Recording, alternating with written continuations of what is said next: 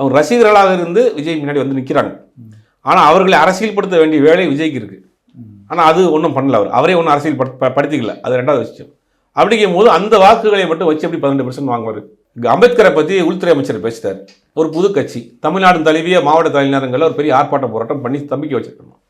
பெரியாரை பற்றி பேசிட்டு இருக்கீங்க. பெரியாரை பற்றி பேசினா அவ்வளோதான், நீங்கள் உங்கள் மாவட்ட தலைநகரங்களில் ஒரு பெரிய ஆர்ப்பாட்ட போராட்டம். இதெல்லாம் சரி. இது மாதிரி வாரத்துக்கு ஒரு போராட்டம் நடத்தக்கூடிய கட்சிகள் தமிழ்நாட்டில் இருக்கிறாங்க. பெரிய பெரிய போராட்டங்கள் நடத்துகிறாங்க. பட் அந்த கட்சிகளுடைய வாக்கு வங்கின்னு பார்க்கும்போது ஒன்றும் கிடையாது.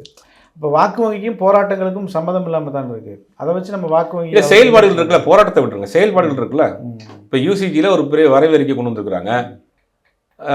தமிழ்நாட்டில் இருக்கக்கூடிய பெரும்பாலான கல்வி நிறுவனங்களுக்கு ஆளுநரை பார்த்து போட்டுக்கலாம், ஒரு குழு அமைச்சு அவரே போட்டுக்கலாம் அப்படிங்களா. அதனுடைய ஆபத்துகளை பற்றி நீங்கள் எல்லா கட்சியும் பேசுகிறாங்க. சட்டமன்றத்தில் திமுக அதிமுக சேர்ந்தே தீர்மானம் நிறைவேற்றிருக்காங்க. விஜயனுடைய நிலைப்பாடு என்ன?